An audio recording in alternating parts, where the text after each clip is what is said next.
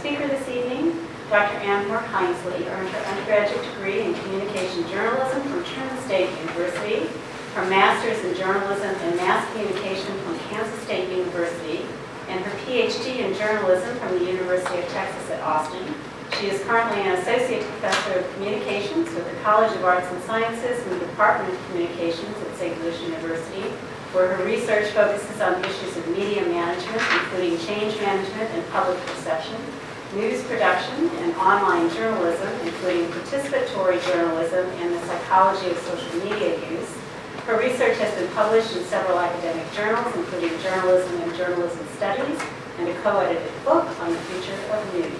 She is a recipient of St. Louis University's 2017 Robert A. Johnston S.J. Award for Excellence in Undergraduate Teaching in the Social Sciences, and the 2016 Innovative Teaching Fellowship from the Reinhardt Center for Transformative Teaching and Learning. Dr. Hinsley is a former newspaper reporter and editor for the LA Times community newspapers, and we are very pleased to have her here with us tonight to talk with us about who's to blame for fake news. On behalf of the Academy of Science St. Louis and the St. Louis County Library, would you please join me in welcoming Dr. Hinsley. So as she said, I'm a professor at St. Louis University. I teach primarily in our journalism track. I am a former journalist. I covered crime in Los Angeles and got really interested in research about journalism. And so that was when I had this sort of aha moment of, hey, this is something I can study. And so I got my master's degree and then my Ph.D. And so what I do now, in addition to teaching students how to do journalism, is doing research on journalism. And obviously one of the big aspects of journalism today is fake news. We talk about that a lot. We hear people talking about it a lot. We all have different understandings of what fake news is. And so that's one of the things I'm going to talk about tonight, as well as the psychology behind why we fall. So when I say, who's going for fake news, probably you. Part of this is because of the psychology, the way that our brains are made up is, sort of here's the Cliff Notes version of this, is we're to blame because of our brains. And so I'm going to talk some about that. But before we get started, what's actually helpful to talk a little bit, I wander, and I will probably set this down and then forget where I put it. So I also have notes in my phone, and so as everyone else does, I can't not have my phone in my hand, but it's my tool tonight to kind of keep me on track as well. So we have to talk about the good stuff. Before we can talk about fake news, we have to talk about what's good about journalism, how to recognize journalism before we can talk a whole lot about that. And like I said, we have to have a shared understanding of what is good journalism before we can talk about what is bad. When we talk about bad, it's the fake news kinds of things, which I would argue didn't really have a grounding in journalism to begin with for the most part. So if we go on, first thing I want to just talk about is information literacy. And so what is this?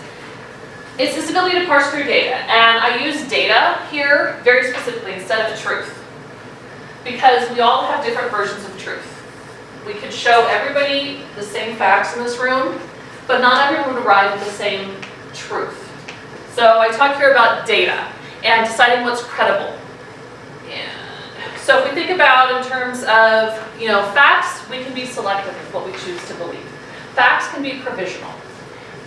So with this, when we think about how do you decide what's credible, what are some things that you look for in the data or in the facts when you're trying to determine if it is credible? I'm totally going to teach you here on you. So what are some things you look for? Reasonableness. Okay, so the reasonableness of it. Does it seem believable? Right, it's probably what you're talking about. Yeah. Well, first I look for the source. Right. What is the source of this? Is this, if it's online, is the URL something I recognize? Is this from STL Today, the St. Louis Post-Dispatch? Or is this something I've never heard of? You see this happening a lot with health news, for example. You can find all kinds of health information online. Doesn't make it credible, doesn't make it believable. And so this is why we have all kinds of different opinion about things like climate change and vaccinations, is because we can all take in this information and decide whether it's believable. Our truth can look very different. Things you might look for, in addition, is beyond just what's the URL, who's the author, obviously if you recognize that person, but then also things like, is this information objective? Does this look like journalism? I'm talking about, like, is it reasonable, believable? Does this look like however I define journalism? Other things with this, are there sources in it? Does it link out to other sources? If it's talking about something that's scientific, can I go look at that data for myself, for example? Is it relevant? Is it timely? Does it say when this information information came out. So just a few things that we look at with this information here. So kind of talking about how you decide if it's credible. And then we also think about how we process information is different online versus offline. And this is starting to get into why we have cognitive biases, why we process information differently. Standing here at the front of the room, there is some sort of authority that you have transferred to me, that you think I am an expert in this because I get to stand at the front of the room and talk to you. So if I tell you something person to person, you're more likely to believe it than if I write it down and I send it to you in an email, for example. That's just the way that our brains process information. So we do process things differently, online versus offline. More likely actually to go research information online. Obviously now the internet has given us this wealth of information. Whether or not it's credible, believable is a different story. So one of my favorite things to talk about with my students is what's called the crap test. It's almost like I get to curse in class. But this is a good, so if you think about the ways, some of the things I just talked about with how do we assess credibility of information is the crap test. So we go through and we look at these things like currency. Is it relevant? Is it timely? That kind of covers those first two there. Authority, what's the source of the information? Not only who was the writer, but where did it come from? What's the news organization or the URL? What, is this from the CDC? Is it from the Academy of Science? Like, is this a legitimate organization that I deem as credible? Is it accurate? And then what's the purpose? And the purpose is a big one because that's sometimes hard to figure out, right? What's the agenda of whoever has put out this information? And this is where, in trying to determine purpose, this is sometimes where we have another bias that can kind of kick in called confirmation bias. As human beings, we tend to seek out information that confirms what we already believe, right? We see it as more believable because it's telling me something I want to hear.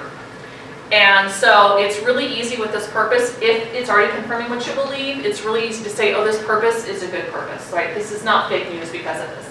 Motive. Right. The motive of the author, if they're trying to sell themselves. Right, exactly. And sometimes we will see it as if it doesn't confirm what we already believe, then I may say, well, the motive of this person is they're trying to trick me. This is misinformation. May not actually be the case. Oftentimes, legitimate journalists, objective journalists get accused of producing fake news because they're presenting information in an objective way. But the facts they present happen to conflict with what you already believe.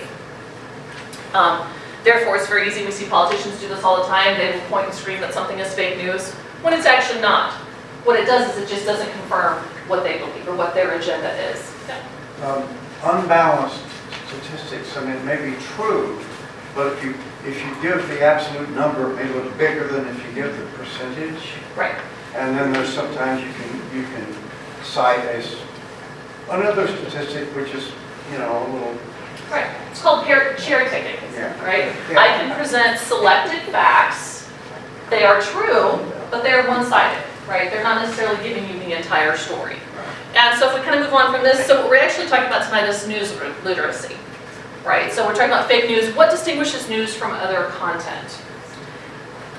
And so one of the big things we want to talk about this is unbiased information, which again, it's hard to look at something if it doesn't confirm what you believe. It's very easy to say, oh, this is biased, when it maybe actually isn't. It may be objective information. Is it verified?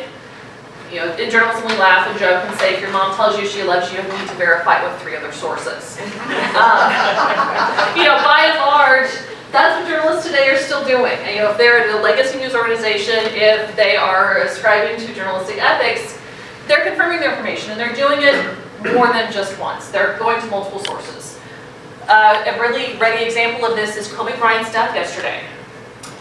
You saw different news organizations reporting this at different times.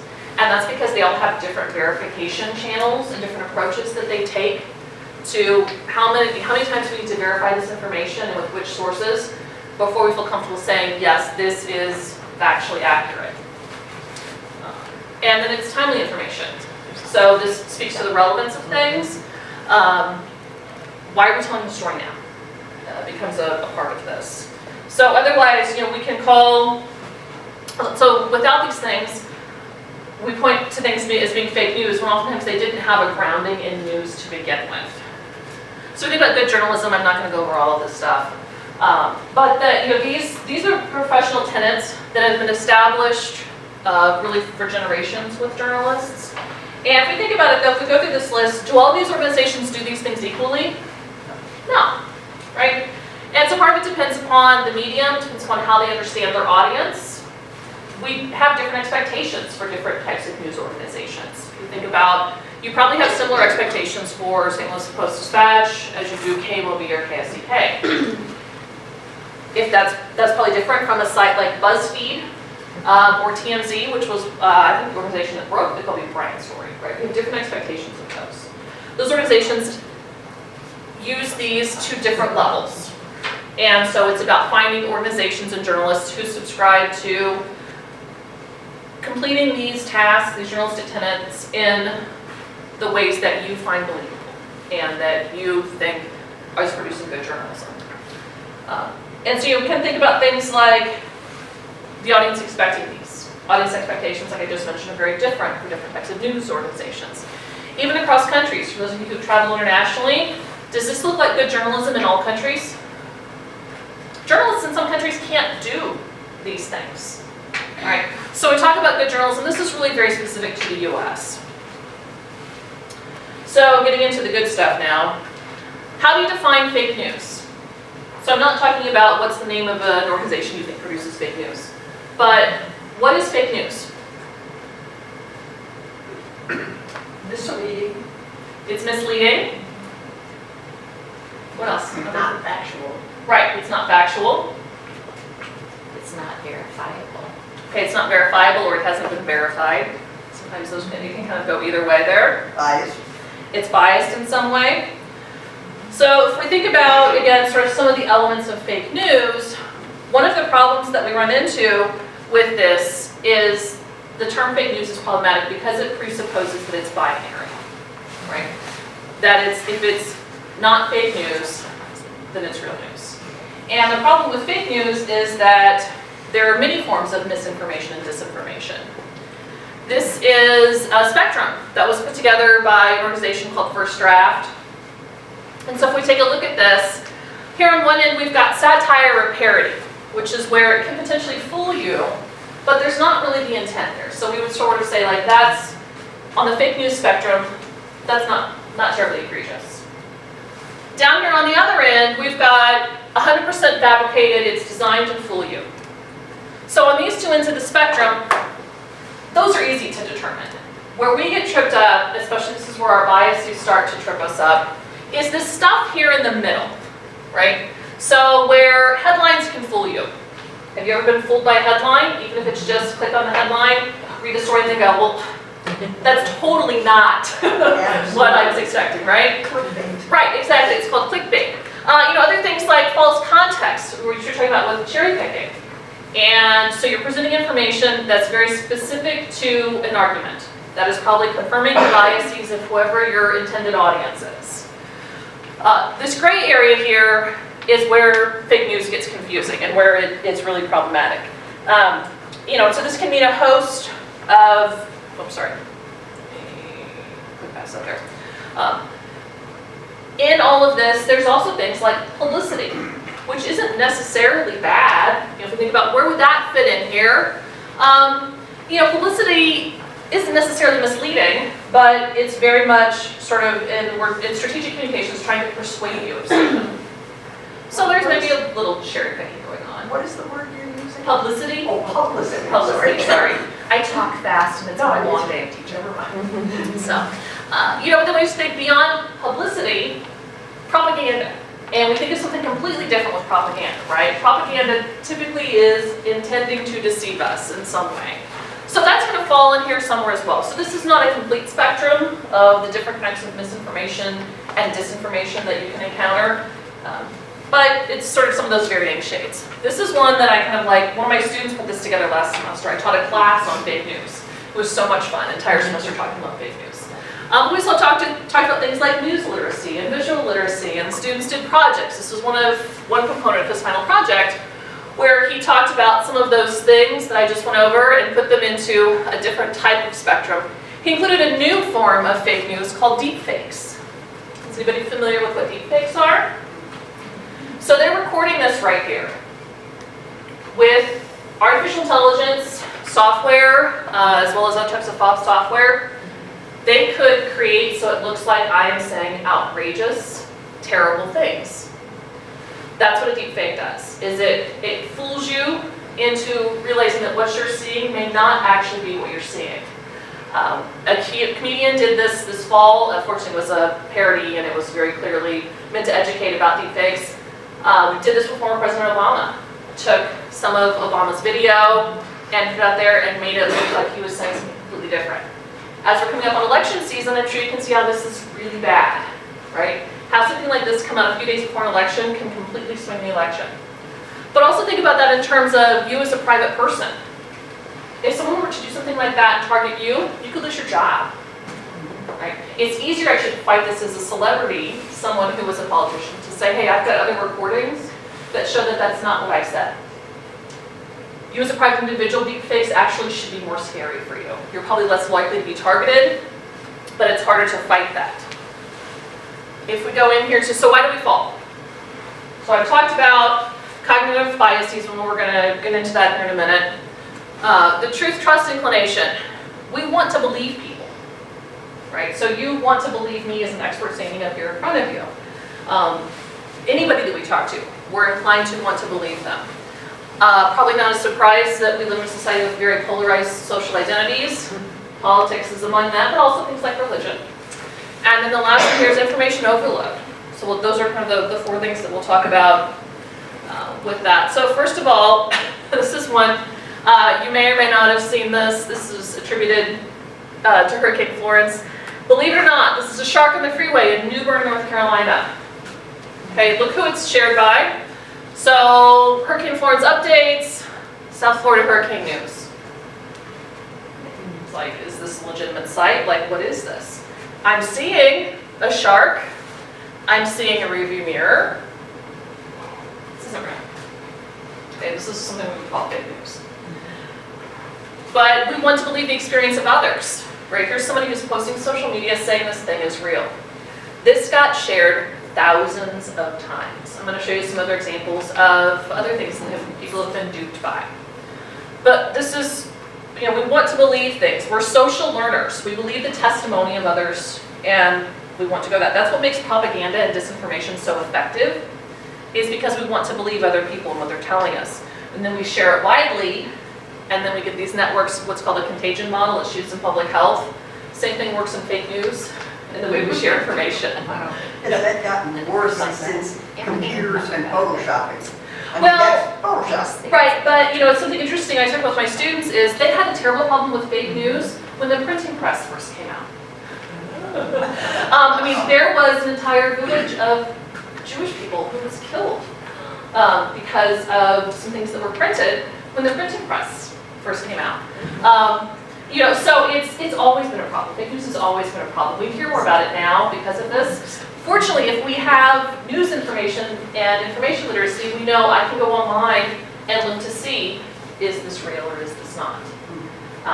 So it's always been a problem. There's also situations where people will find a photograph that's 10 years old, Right. but appears to be appropriate for something happening now. Absolutely. And apparently there's a way online to go see if you can find that photograph. It's called, it's a Google image search is one of the ways you can do that. Yep. And a shark on the highway is kind of fun. Right, exactly. Like, I want to believe this is just outrageous enough. You Yeah. want to believe it, right? Like nobody's really getting hurt with this. This is kind of cool.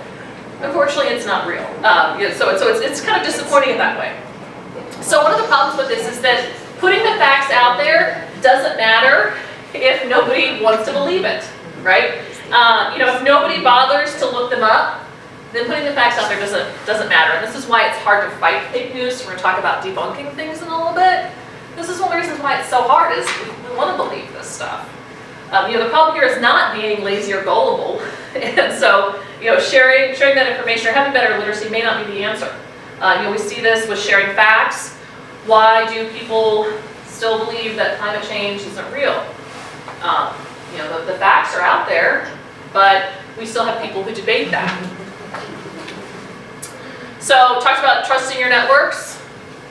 This was from former Texas Governor Rick Perry, was the Energy Secretary. He shared this a couple weeks ago. You've probably seen similar, if you're on Facebook, you've seen similar messages on Facebook where it says you need to share this because there's this new privacy policy. You know, Instagram is now a public entity. Instagram does not have my permission to share photos or messages. He was not the only person who fell for this. Lots of celebrity, sort of well-known people shared this. And this is because it was being shared within their social networks. Governor Perry shared it because somebody else who he knows and respected, who he sees as an authority on these things, shared it, so it must be real. Even though you look at it, it's got weird spacing. Like up there in that top line, you can see that Instagram has been placed in it, like there's weird spacing around that. There's some other instances in here of some weird spacing and things like that that don't make sense if you read the whole thing. But because of his community, we all fall for things like this at some point or another. And actually, as we're developing better media literacy, news literacy, we're less likely to fall for things like this. You may actually see this and go online and be like, is this a real thing with Instagram and permissions and that kind of stuff? Let's see here. We're more likely to trust others inside our community, so I've got this kind of network set up here. Excuse me. Obviously, it's our beliefs are influencing our behavior, and where does that stuff come from? Talked about social trust. We also have conformism, like we want to be part of a group, right? Think about if you belong to a church, if you belong to a profession. I showed the image earlier of the different tenets that were professional tenets for journalists. If I want to be a journalist, I'm going to subscribe to those professional tenets of good journalism, right? So that's where this conformism is kind of coming in. So I'm not using conformism in a bad way here. I don't to talk about conformity as being a bad thing, but that's how we know who we are. That's how we figure out our social identity. I'm going to talk a little bit about polarized social identities, but this is how we know who we are. Cognitive biases, and these are a few of them. And so I'm going to go through and talk about some of these here. After I take the water. So, cognitive biases, what these are, is it's really just a gap in our reasoning. It's mental shortcuts that we make every day in order to help us live our lives. So cognitive biases in and of themselves aren't necessarily bad things. It's how we use them, especially when it comes to information processing, that it can be problematic. So to start off here with this first one, selective exposure. If you only watch Fox News or you only watch MSNBC, your version of the truth, the capital T, is going to be very different, right? Same thing if you've ever traveled to Great Britain and you pick up any newspaper there, very different versions of what's happening in the world, what's happening in Great Britain, because they have a very partisan press. So we engage in this all the time. And again, it's about recognizing that we're doing these things. Like that's how you can help sort of take that next step into not being part of the fake news problem, is seeking out other sources. This takes, you have to be the active news consumer, which is tough. Especially if you see, for example, other sources that aren't confirming what you already believe because they're presenting one-sided facts or because you've been raised on a diet of one-sided facts. It's very hard to get past that and to start accepting other information. And so what we're doing with that is we're doing what's called avoiding cognitive dissonance. If I'm only reading news and information that confirms what I already believe, that doesn't challenge what I think about myself, so that my social identities aren't challenged. Confirmation bias, excuse me, I've talked about that one. It's searching out or interpreting information in a particular way. So this is how I can read something about climate change and you can read something about climate change, and we arrive at very different perceptions. We see this again with a lot of health news. There's all kinds of examples of that. People like to point to vaccinations as one, but there's a lot of other examples, particularly with health, because you can have so many different interpretations of that. I talked a little bit earlier about authority bias. We tend to believe information or opinion from someone we see as an authority or expert. That's why you're more likely to believe me standing up here in the front of the room, even though what I may be saying is BS. Right? So it's about, we trust that person. Again, we have that trust inclination. And so you want to trust that what I'm telling you is unbiased, that it's real, that it's the truth with a capital T. We do this all the time with authority figures who are in elected office, who are leaders of large organizations, things like that, as we're just sort of predisposed to do that. With hostile media, excuse me, you're going to perceive that news coverage as being biased when it maybe is true, but maybe isn't. And again, you see this, politicians are great at playing into that hostile media effect, but also recognizing that we can buy into that as well. And so just because they're not supporting whatever belief we have doesn't mean that it's hostile media.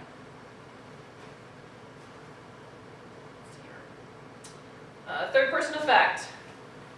This is kind of a fun one because you can say, well, I recognize these things are happening. I'm not as susceptible to that as other people are. So you, the third person here, you're going to fall for this stuff. I'm not, because I'm smarter than that. When in reality, we've all probably done that. And then the last one here on this is bias blind spot, which is we're not able to recognize when we have a bias. And this is why we tend to fall for fake news and not realize it's fake news. And I use fake news kind of fast and loose here. Really what it is, it's misinformation or selective information is where this bias blind spot. This is again why you have people who will 24/7 consume news from one particular outlet. I mentioned earlier Fox News or MSNBC, those are kind of used as the polar opposite ends of things. That's not recognizing that you may have a bias blind spot, that you're only getting certain type of information. I told you I was going to set this down pretty right, but wrong way. So this is, again, kind of a fun graphic that my students put together, and unfortunately we can't see it terribly well because it's gigantic. But one thing I just wanted to talk about this, excuse me, is this breaks down confirmation bias. And one of the things that she does with this is that she uses some data, and you can't see it, but you can see up there that the people represent something, and these bars here represent something, and then we've got a graph here with sliding lines that represent something. And so what she's doing here is using visuals to help convince you that confirmation bias is real and that you may be a victim of it. This is effective, more effective with people using visuals to help them see something.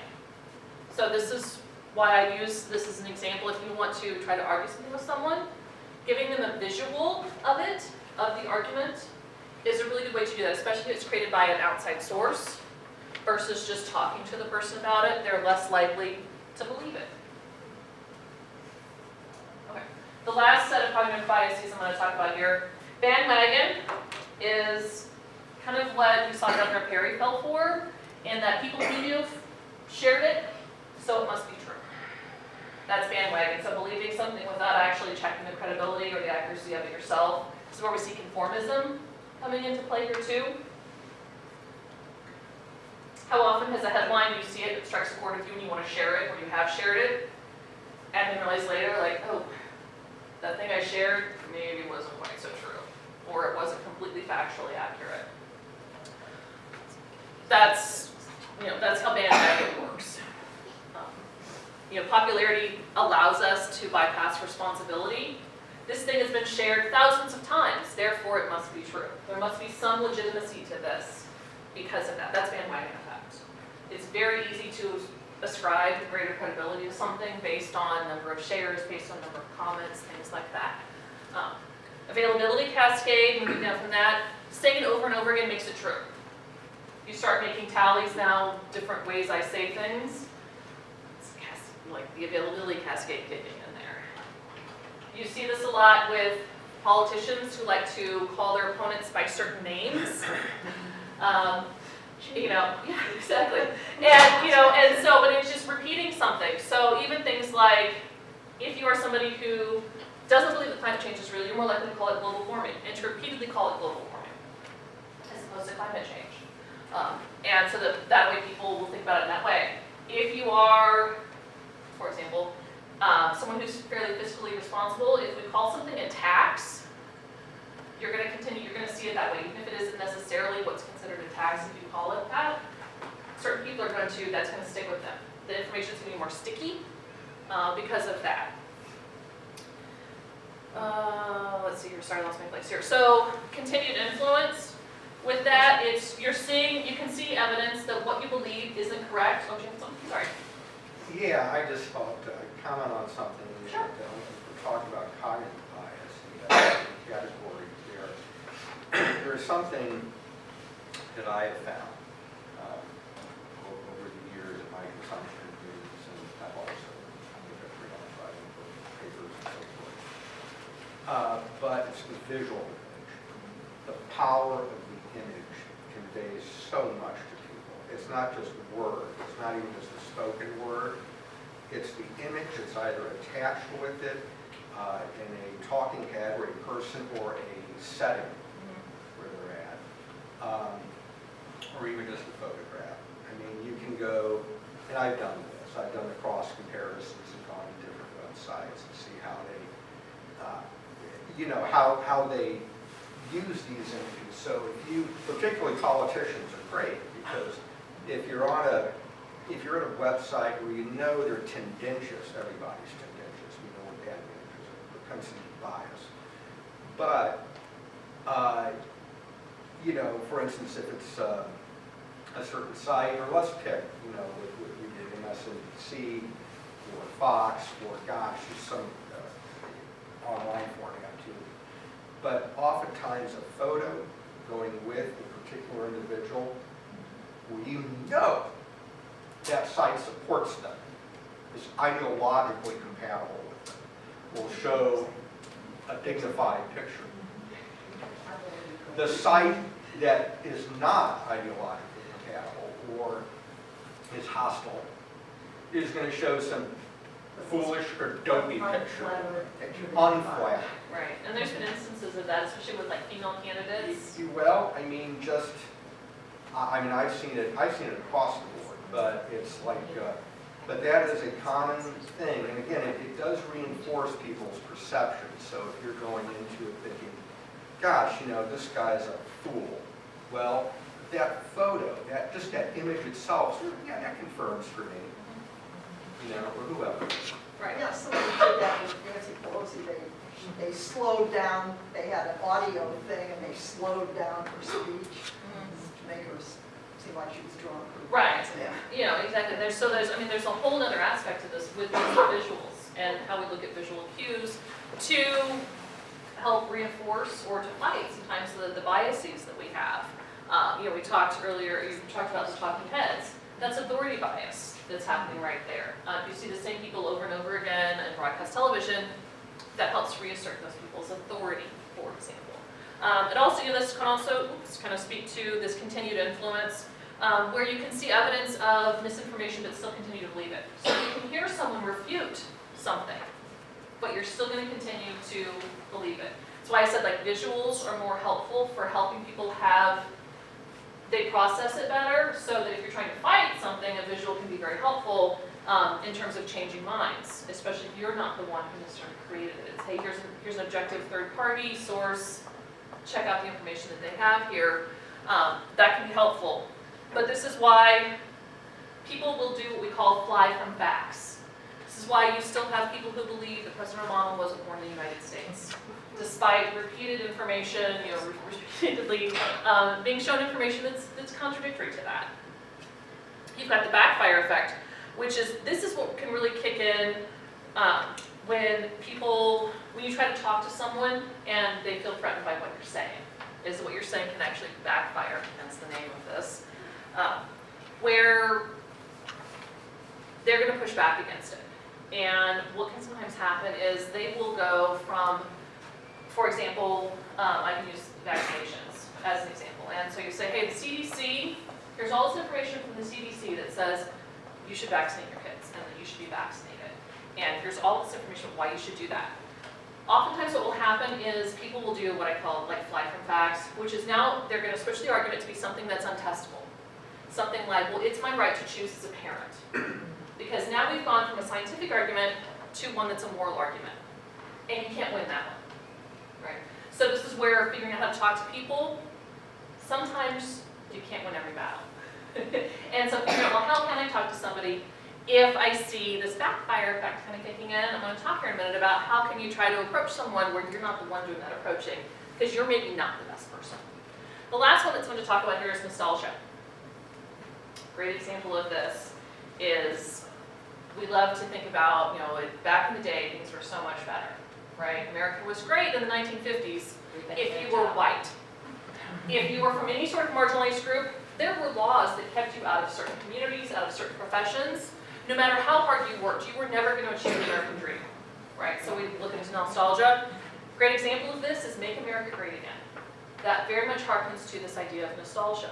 And what was it people loved about America, about their experience here? So thinking about those kinds of things.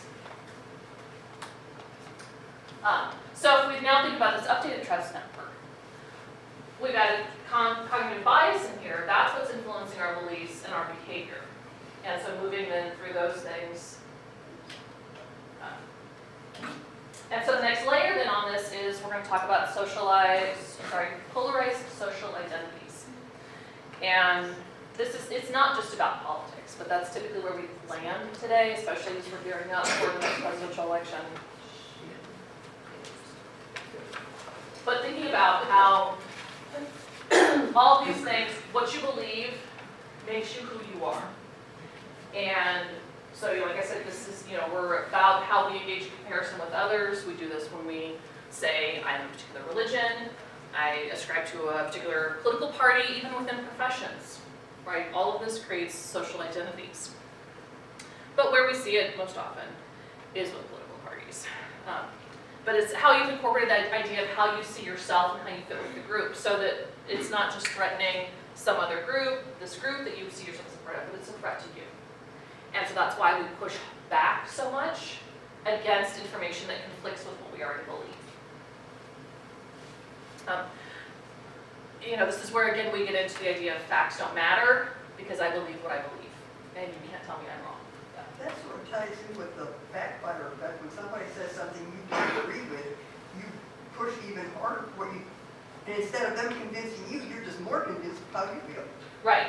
And this is where, unfortunately, I see things like cable news just fuels this, because you've got this sort of 24/7 always-on news cycle where it's not so much about discussion, it's about that pushing back and forth. And so in some ways, just sort of me personally, having been a journalist and looking at things, there's sometimes I look back and I'm just like, oh man, that's so hard to see, because a lot of times what it does, certain things reinforce that polarization, and it's not helping. And so we've kind of created this society now where facts don't matter. Yeah. I think though, as somebody who's done a lot of, statistics and so forth, surveying, it's, often a use, sometimes abuse of data and statistical information to suggest inferences from that information that will feed into a certain group's, whatever, their agenda or what have you. And sometimes, I think you mentioned before, that data is not maybe always complete, or maybe there's another interpretation, or maybe the right question wasn't even asked in the survey. And there's bias, and then there's there too. There's bias everywhere. Oh yeah. Oh, absolutely. Everywhere. I agree with that. My degree is in math, not that I remember that much, but then I always remember figures lie and liars figure.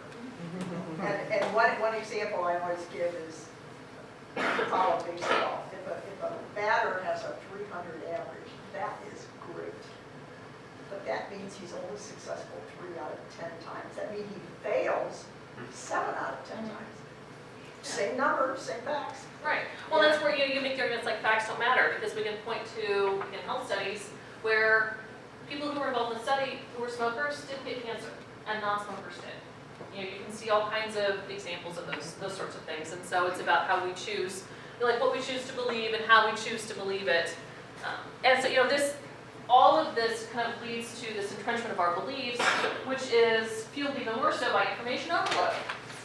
Which brings us then to the last point I think we'll talk about before we then start talking about how do we fight some of this stuff and how do we try to debunk it. So with misinformation, it preys on confusion.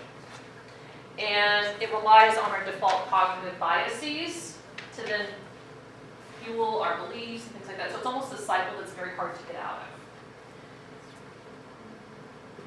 facts become malleable with some of that selective sharing and selective exposure. And so to overcome this confusion, we look for information that links to things we already believe. And so again, now we're shifting back to confirmation bias. And so again, it just kind of creates this sort of big, ugly, circular mess. Is really the best way of thinking about it. And so sorting through this information is what's hard. And so that's where we default back to these biases we have. Not because we are intentionally being biased or prejudiced or however you want to think about it, but when confronted with so much information, it's like, oh, this is too much, I can't deal with this. I'm going to go back to what I believe. I'm going to go back to those sources of information that I trust. Whether or not they're telling me capital T truth is another story. And so we're discarding specifics, oftentimes in favor of generalities, because that's easier for us to parse through. So thinking about some of the stuff that we talked about, most that I talked about, is thinking about bias in terms of being a disease. And this is bigger than fake news and media literacy. And so this need to focus on information literacy is something that's really important to make us smarter information consumers. As I mentioned, facts can only do so much. People will fly from facts. And thinking about, too, is that it's important to, it's not a matter of what people, it's not what people think that matters, it's how they think. And so that's why understanding cognitive biases can be so important, especially when you're trying to figure out how do I talk to somebody who maybe is kind of hard to talk to, because one or more of those cognitive biases is firing at that point.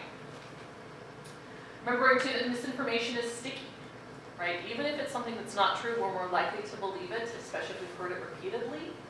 So again, now we're starting to see different cognitive biases working together that are part of the problem. Reframing the argument so that it's untestable is another way that people will sort of knee-jerk some of these things. And that's why, so one of the things that people always wonder about here is when I say we need to accept ambiguity, right? Accept the complexity of information. That's tough, right? Because we've been trained to think about, okay, this information belongs in this box right here. This is my capital T truth. Anything that conflicts with that, I'm discarding, right?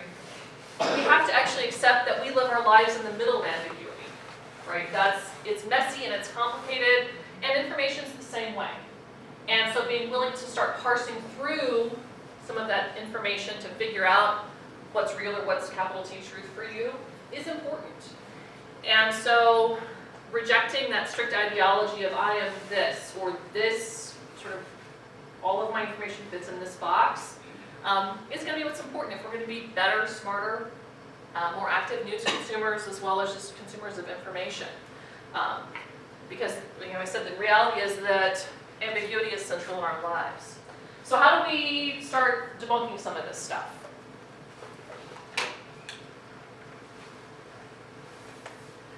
One of the big things is understanding your audience. What I mean by that is using some of these biases in your favor. That doesn't mean tricking people, that's not what I'm talking about. But thinking about when you are faced with someone who doesn't believe something that you know to be true. So it's bad information, it's misinformation, it's fake news, whatever you want to call it. First thing you have to understand is, who is this person, right? What's making them tick? What is their social identity? And so what's going to enable me to talk to them?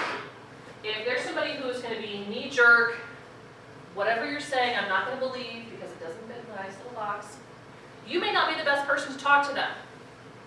Finding a trusted source in their community is a better way to go about that. You maybe aren't that person. An example of this was it was found that there was a concerted effort it was within an Orthodox Jewish community in New York City, social media campaign that was encouraging parents not to vaccinate their children. And what they did was, CDC realized we're not the people who should be going in and trying to talk to this community.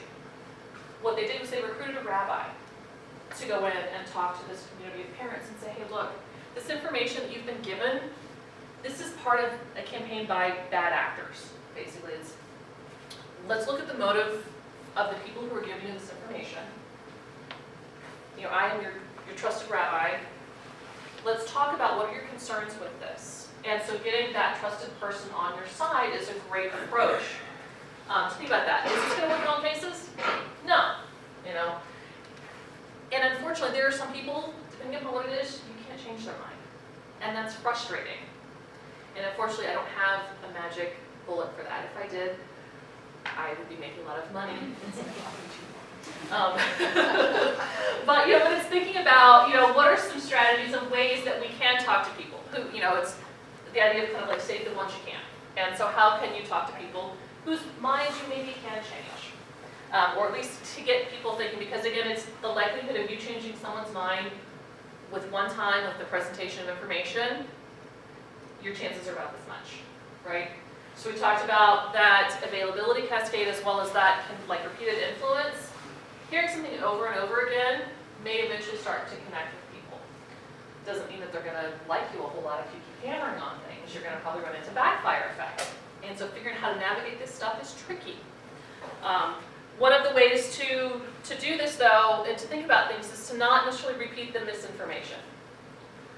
Because that's, again, where they're hearing the misinformation over again, and all that may do is just reinforce the stickiness of it, that they're going to remember that misinformation instead of whatever your truth is, whatever the facts are. And so that's the availability cascade that I talked about. And so they're more likely to recall that misinformation. So you want to try to avoid that. All right, and so then kind of the last, I guess, sort of big set of strategies here, and I have this example. This is a climate change example. And so remember I talked about how visuals can be really effective. If we look at the ways that they're talking about this, so they've got some numbers in here, and so there's just this huge jump in CO2 in the atmosphere that we can see based on the graph that they're showing us here. Global temperatures are rising, and so we see this very steady increase. Is this going to change the mind of somebody like this? No. But it might give them something else to think about. And that's really what the point of a lot of this is that repeatedly you have to like sort of sprinkle in those little things to eventually maybe they will start believing. And so this idea of keep your message simple, remember in like English class, probably when you were a kid, it's that KISS model. Same thing works here, okay? So your English teacher somewhere along the way is going, yes, right? But keeping it simple and using simple language, having, I talked about like this effective rebuttal, watching out for giving too much information because people will push back if it's too much, if they don't understand it. Their rebuttal may not be a great one, so you have to be prepared for an effective rebuttal. So what is basic information? You may have to have some kind of explicit warning. Hey, you may have heard this bad information, so you actually have to repeat it. And then say, don't be fooled by it. So kind of priming people to know, hey, what I'm going to tell you, I'm going to have to repeat this bad information you have, but you may have heard this, don't believe it, and here's why. Kind of ideas. Using those graphics to help explain it can be really helpful. With the rebuttals, using some rhetorical strategies of misinformation, right? So you may have to do some cherry picking, right? To fight the cherry picking that they believe, you may have to actually do some of that on your own. And this is not about tricking people, but it's about helping them see how the fake news, how the misinformation that they believe, how that's problematic and why it's problematic. So having that kind of effective rebuttal is what I'm talking about. With framing it, is you're doing that in an unthreatening way. So really watching the language, anticipating how they might respond negatively, and trying to avoid that. We've got the wording matters here. It's really important. Words do matter. And otherwise they're going to fall back into the bias that they already hold. And so it's not, like I said, it's not about manipulating people. It's about giving the facts a fighting chance. Oh, hey, wrong way. Let's go this way, shall we? So this is, I think, a good time. I've talked a whole bunch here, almost for an hour. So I'm curious about, did you have any aha moments or any questions that we want to talk about? The climate change, there's a difference between climate change and global warming? Well, whether or not. Anyway, I've got a friend who in other ways I very much respected, but he says, no, people cannot affect the climate or that because people weren't around during the Ice Age, and look what happened then. Right, and that's where I get to having that kind of, sorry, I'm doing two things at once here. We'll see how well I do this today. That's an argument that's hard to... Right, and so that's where anticipating what's their argument, what's their argument going to be, and so let's talk about this, right? And so that's where maybe going back, Sorry, I should have better access to With this. that kind of response. Right, well, so you could say, okay, but if we look at, for example, this here, that's true, but look at this gigantic jump from when humans were here. And we're really screwing stuff up, right? I mean, this is like, I mean, scientists will say like, we're at the point of no return. So this is where like using some of this data can help refute it. So anticipating what's the argument going to be, and then how can I talk to people effectively. And his basic argument is, well, it happens. Right, yes. Well, and, you know, it's not going to be my problem, right? You know, it's not going to be in my lifetime. Yeah. Yep. Yeah. Well, I've had some luck with, you know, you seem like somebody who's really given this a lot of thought, you know, and we all come along on the things that are actual facts that they believe. And then, you know, and you know that these people that, you know, you're talking about that were terrible there in Syria are actually the people that were on the ground when our drones were, you know, so, and just walk them through that, and then you can see a change happen whenever you walk them through facts. Right, sort of the faulty reasoning, and so not use it, but it's And using give them the wording. real reasoning, and just walk them in a straight line, and then, you know. Hopefully they arrive at the right sort of Right, conclusion. and if you walk them there very specifically. Right. So I work in like public health research, and something that I see is a lot of people like, you know, like with vaccines, they're like, well, I just don't trust the CDC. Or I don't trust my doctor because they're just in the pocket of the pharmaceutical companies. So what do you do when you have no, like there's no authority or no fact that's going to connect? Well, that's where it's reasons why you talked about, like, you know, in the Orthodox Jewish community is they went to a rabbi and said, hey, can you please help us? And I think they had to go to more than one because they found someone who was willing to help. And so that may be, you know, sometimes, in some cases, what's helpful is finding people who are part of that community who then unfortunately had, like, children die from measles, or someone who has left the community but still may have some credibility who can talk to them. But it's hard to find those people. And again, it's they're, you know, in a lot of ways, they're no longer seen as authorities in the same way. But it's tough, and it's that repeated messaging from sort of outside, you know, sort of what we see as legitimate sources. Did you have something to add to that? Yeah, I do. I'm a pharmacist, and I've been on those poison line. And what I've often done is walk them through the history of how this whole issue had developed, about how there was a doctor who published vague information, and that was what was picked up by a lot of people that thought they were following something very honest. It was not true. Right, but it's now probably so that's been debunked, but then so it's the idea of like, well, so if that one study, which was debunked, what, 10, 15 years ago, why do these ideas still persist? And it's because you do have, you know, and this is, people want to believe, and in the absence of having faith in the medical community for whatever reason, so you know, legitimately, there are times when the public has been kind of screwed by people who were scientists. If you think about, for example, the Tuskegee study, which was over the course of 40 years, African American men were not, this was a government-funded study, they were not treated for diseases. And it's used as like this way of talking about unethical sorts of things. But if you think about marginalized communities, that's a reason why people are distrustful of authority figures. And so that's why, you know, they will find authority in other places because they feel like it's, for some reason, that trust has been invalidated. And the other thing you have to do is give them the flip side. And if you take that approach, you are risking this. Yeah. Like we don't see, you know, when I was a child, people actually were dying from measles. So my parents were afraid of measles. People don't think if they don't immunize their child, somehow they think that they probably won't get it.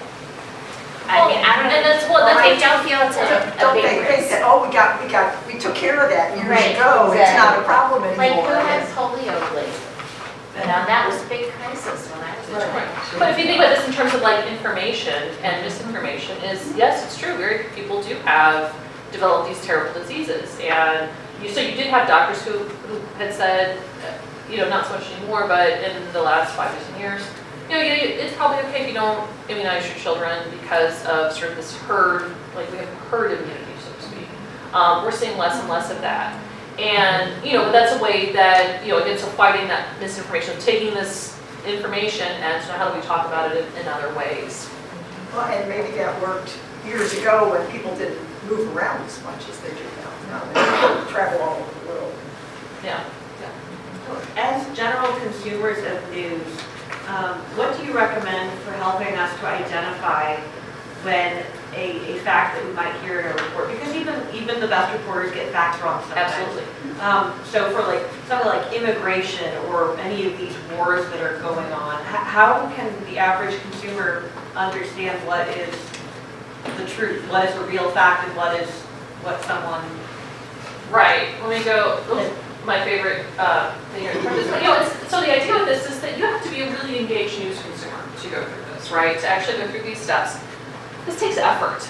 And it used to be that we could trust what, the 5 o'clock news came on, and it was you had the choices of ABC, CBS, NBC, and those were the talking heads, and that was the news of the day.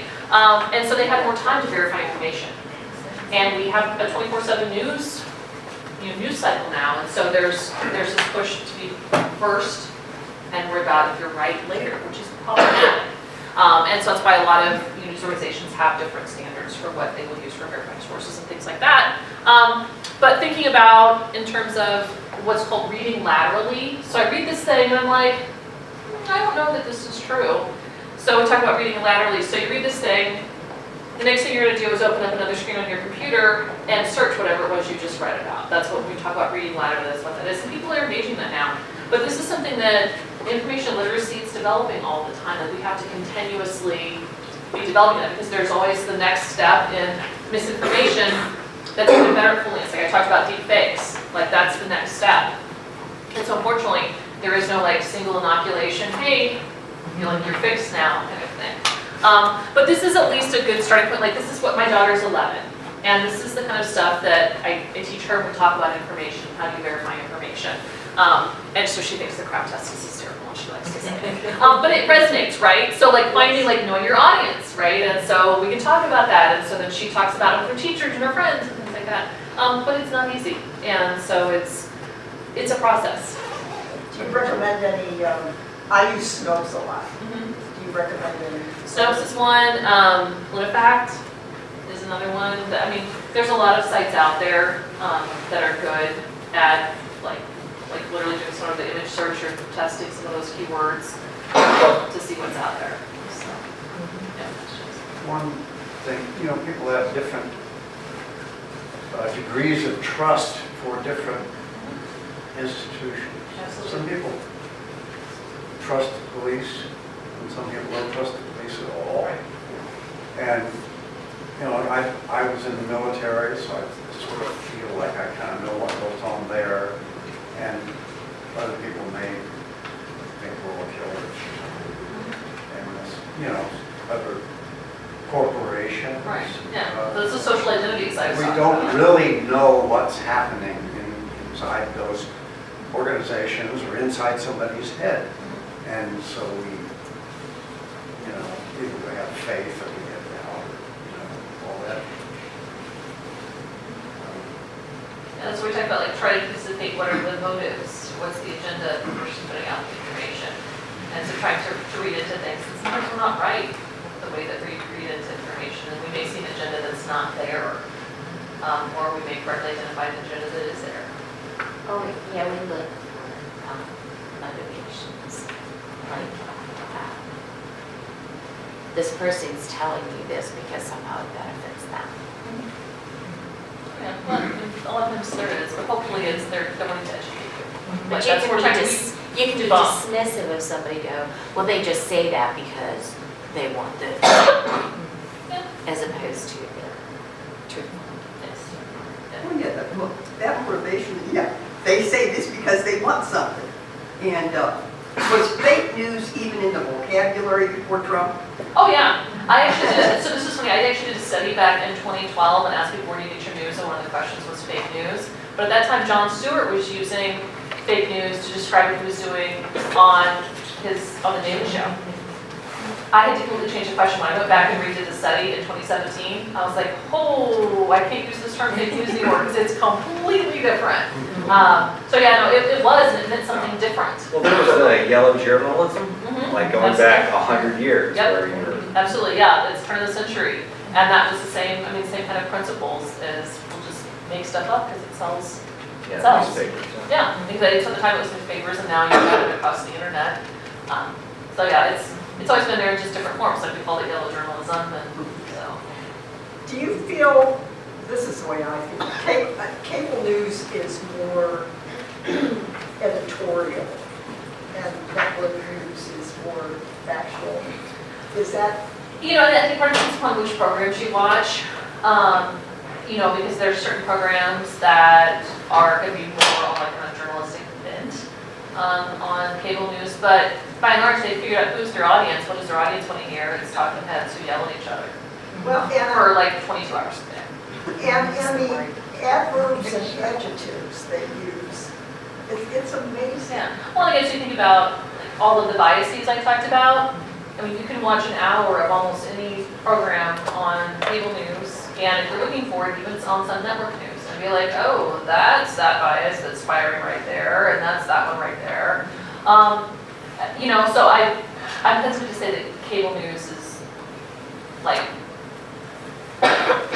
they are probably among the greatest purveyors of misinformation or disinformation, but that's a product of knowing their audience. And if the audience doesn't mind getting one-sided facts, then we'll keep dishing it up. You know, we'll keep cherry picking and things like that because that's what our, like, we've got the audience, that's what advertisers are paying for. You know, that's where corporate America, when you have more corporate America in the news business, there's less of a separation between editorial and advertising. What I've seen a lot is that everyone seems like there'll be a viral story that everyone will want to talk about for a couple of days, and everyone seems to make it the biggest news story in the world, even though it doesn't really have a whole lot, I guess maybe going with the relevance. And, you know, and then you go a week later and it's like, why is everybody so crazy about this thing that we're so obsessed with a week ago? And because no one cares about it. Right, and that's, you know, we talked about like bandwagon effect. Hey, all these other news organizations are reporting on this, so we should too. An example of this I saw this morning was a couple of different news organizations had stories about how the helicopter that Kobe Bryant was in had been owned by the state of Illinois. Yeah, Okay. so what? You know, but I saw it on more than one news organization. Yeah, so did I. And so, but that's kind of an example, which you're talking about, saying, well, hey, somebody else has got the story, so we should have it too. And it's not, a lot of the It's not stuff, fake it's news. not fake. Right. It's, they're telling the truth about But it's stuff, but it's irrelevant. like, well, That's where the relevance question comes in, right? Some people may care about that, right. just not me. But don't you think some of that's because we have 24-hour news?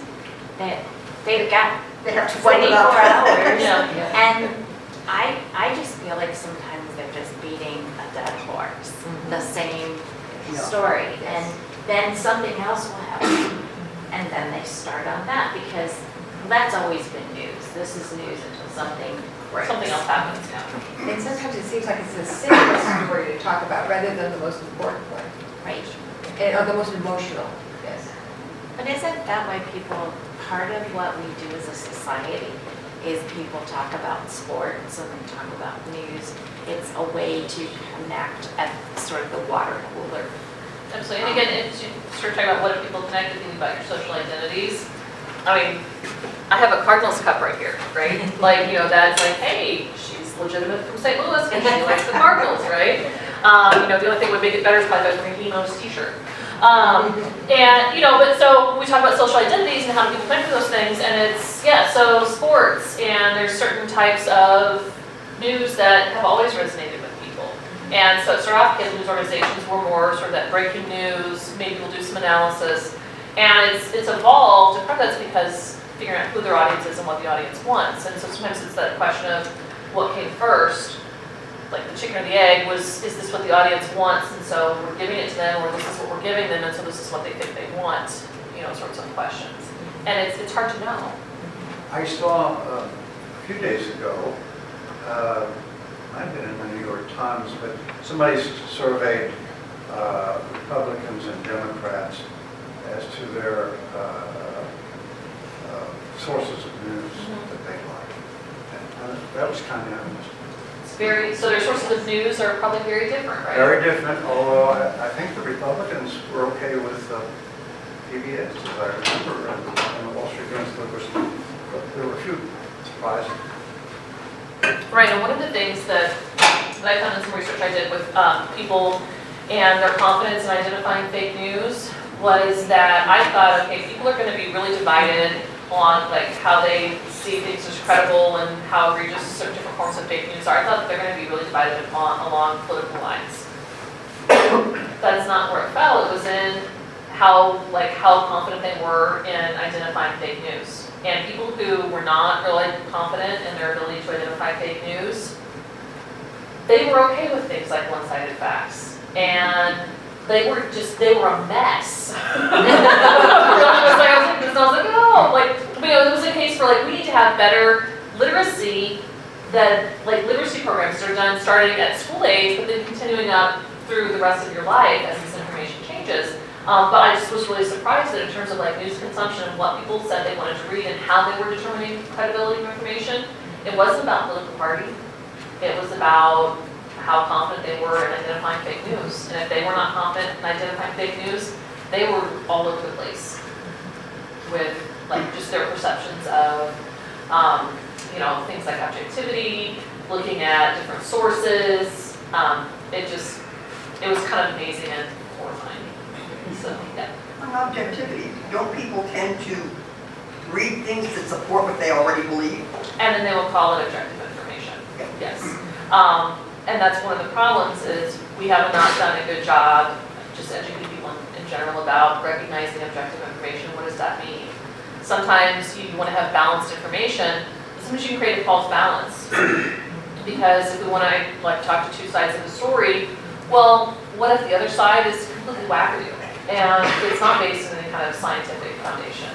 You don't want to give the same, space in that story or whatever that is to this other side talking, and so it's really hard to balance. Hey, I want to have balance in the story, and I want it to be presented as objective. And so 99% of the time that's possible. But I know when I was a reporter, there were a few times I was just like, I can't in good conscience put out this information that's promoted by this group that just makes no sense. Anti-seatbelts. Somebody says something you know is absolutely wrong. Should you believe anything they say? Well, and that's what I mean. Typically, as a journalist, if I knew you'd like me once, I'm much more skeptical of that. But sometimes it's, especially when I was coming to a situation where I didn't necessarily have all the facts. I'm relying on authorities like police, whoever's there. I was a crime reporter, so that was kind of always one of the first things I went to. But it's hard to know, what is the story, what is the truth here? And so, but as you violate my trust once, and I'm going to be a lot more skeptical of that. And same thing, think about you as a news consumer. If you come across a source that, hey, this source, I kind of had believed them at one point, and they violated that trust at some point, you're much less likely to believe what they're telling you, so you may actually go seek out a different source as a result. Other questions? Well, I love it. Sorry, Matt.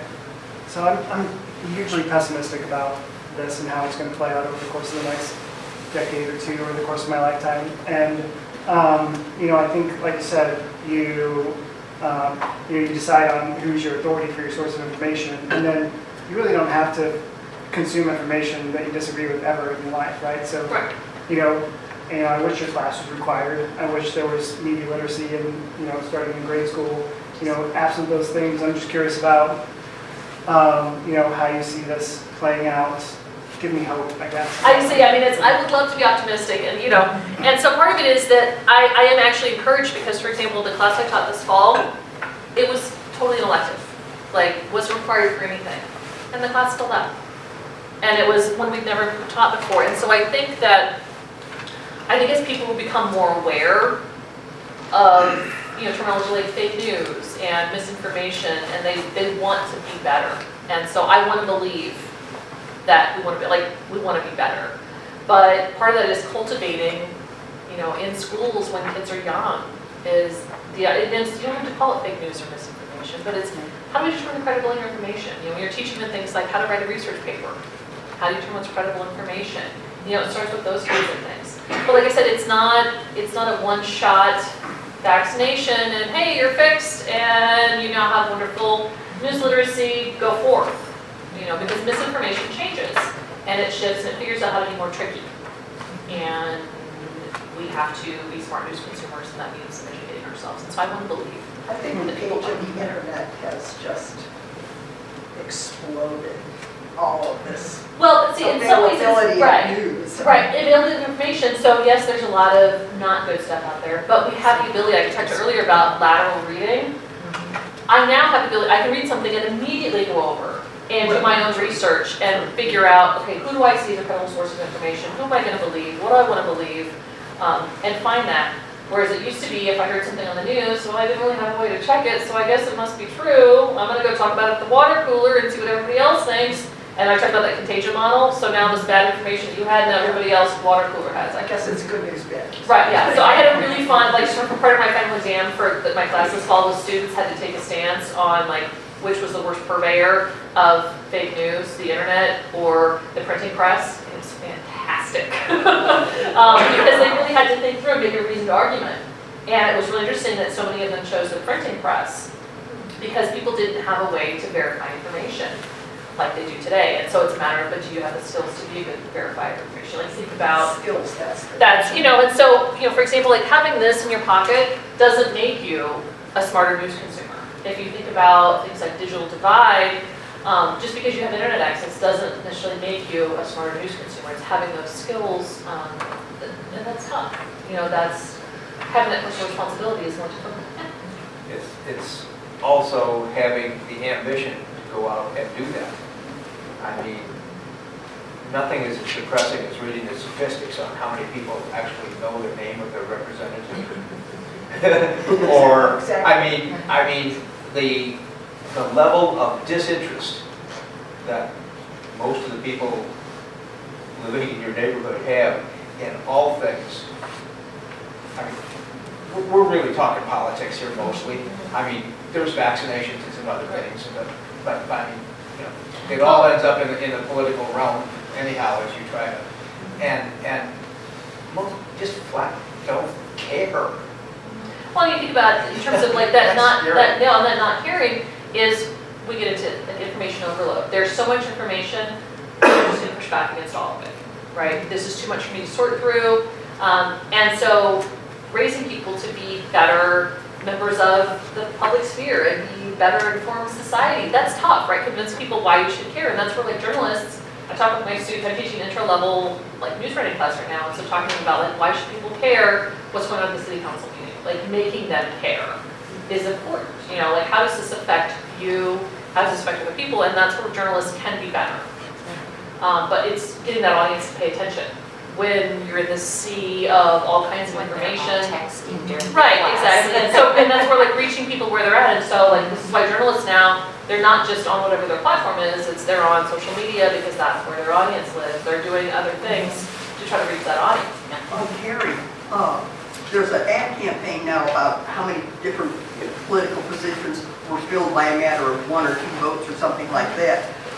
Yeah, I have my opinion, but there's so many people against me, why bother? But that is really, it's making people, yeah, it is important to And bother. hopefully